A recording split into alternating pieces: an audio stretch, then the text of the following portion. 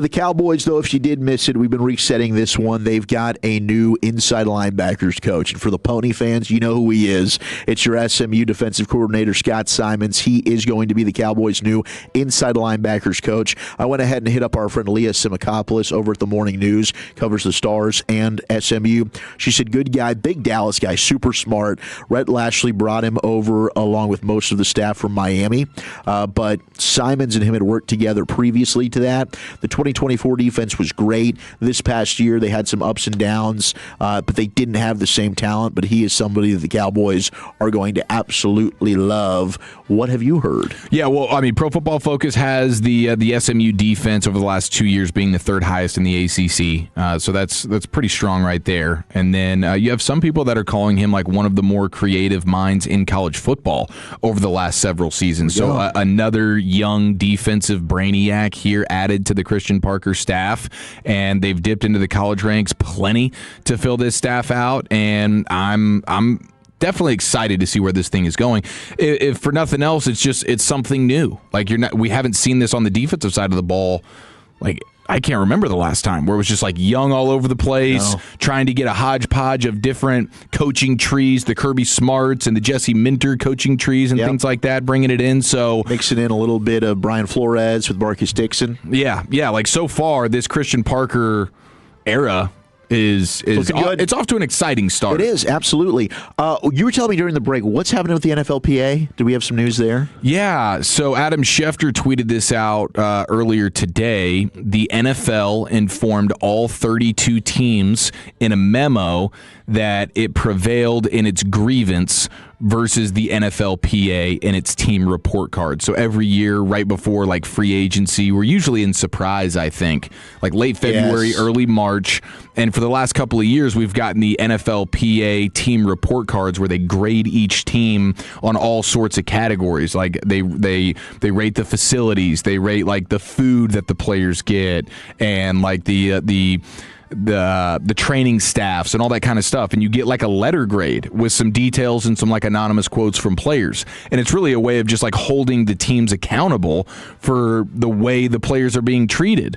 And so it's been a fun thing. I think it's only been the last 2 or 3 years that they've done this, but the NFL was so butthurt about it that they filed a grievance, and the NFL won. So the NFLPA wants these team report cards out because it creates accountability for each team. It's embarrassing to be an owner and be like, oh, wow, I got an F for my facilities, or I got an F for my locker room, or an F for the way we treat players' family members. Absolutely. The cafeteria, the food, the service, all of this stuff. I mean, the Cowboys, I know it's come out in terms of their staff and what they've got with the training, and I think that it's really just a lack of bodies more so than anything is the complaint. They don't have a big enough training staff. No, because I know the people over there, Jim Maurer and company, Britt Brown, they're fantastic, right?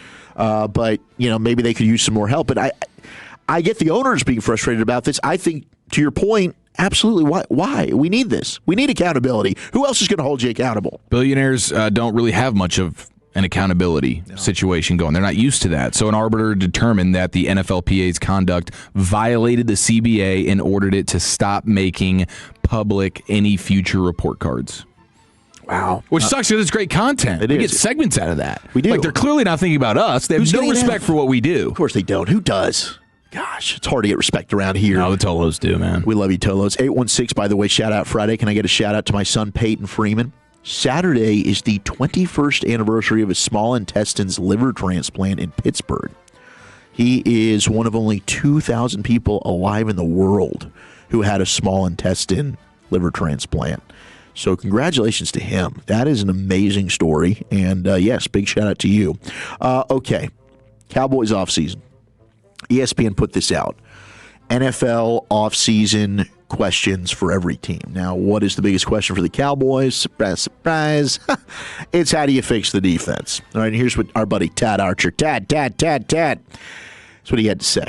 It's one thing to feel confident in a first-time defensive coordinator like Christian Parker and a new staff. It's another to give Parker more pieces to work with after Dallas allowed the most points in franchise history. That means doing more in free agency and not just relying on the draft. even with 2 first-round picks. The Cowboys have not been big spenders in free agency in more than a decade. Jerry said he would be willing to, quote, bust the budget. Will his actions follow his words? They're going to have to. And I was going to save this for my sports opinion in the combo platter. My prediction is they will sign Quincy Williams, linebacker from the Jets, Quinnen's brother, and they will sign Reed Blankenship, former Eagles safety. Now, am I going to be thrilled about the Reed Blankenship signing? But he's an upgrade over what you have. I think Quinnen Williams, his brother Quincy, I think they flirted with the idea of him coming over in the trade initially when they traded for Quinnen. That didn't work out. And I think that Quincy might be a guy that they go and explore again. I think he's just more of a complete linebacker. No disrespect to Nakobe Dean. I think Nakobe Dean is really good downhill. He's a good blitzer, pressure player, solid against the run, questions in space, and questions when it comes to health. Okay, so you think Quincy Williams, you'd prefer that. You'd prefer Quincy Williams. Okay. Well, yeah, I mean, there's no question it would be an upgrade. Either one of those guys would be an upgrade.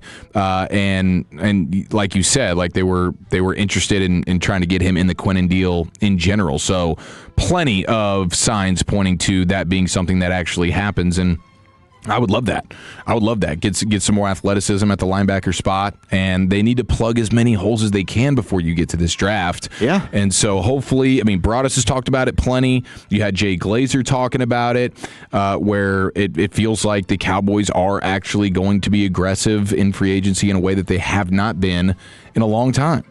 Fingers crossed, because they desperately And Reed need it. Blankenship, like, I'm with you. You could get better there. Now, if you end up trading up and getting Caleb Downs or whatever, you're going to feel pretty dang good. Yes, you will. But Reed Blankenship at least could be a guy that could help usher in the new defense and just, like, help the other players understand what Christian Parker's trying to get across here. My thoughts exactly. And the way that when he was asked about it at the Super Bowl this past week, like him just not turning it down, and then he was asked a question like, what's been the toughest road place to play? And he brings up Cowboy fans, Dallas, and Cooper DeJean's like, Dallas fans are kind of just there, and Reed's like, whatever, dude, you just got into the league. I've played there more, Yeah. But him like going out of his way to say those things, then not also just shoot it down. I'm reading the tea leaves here, and I think that there is some affection between Parker and him. That would make some sense to me. Derek Carr, man.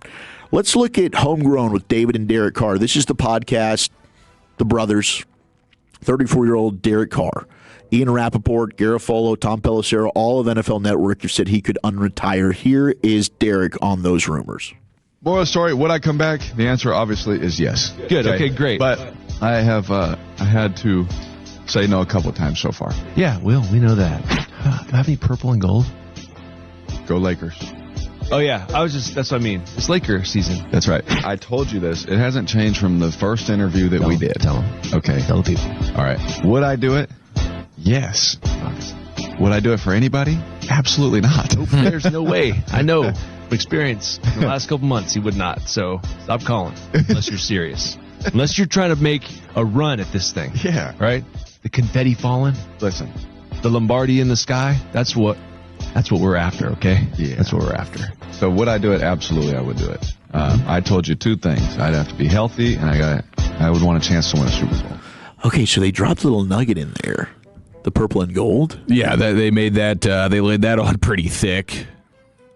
Minnesota, the Vikings trying to get him to come out of retirement. He didn't want to go there, which is a surprise to me. Oh, they're saying, I thought he was teasing that would be a place he would want to go. Did I hear that wrong? I think maybe. What did you get a read on that, Jakey? Do you feel like he was saying like purple and gold?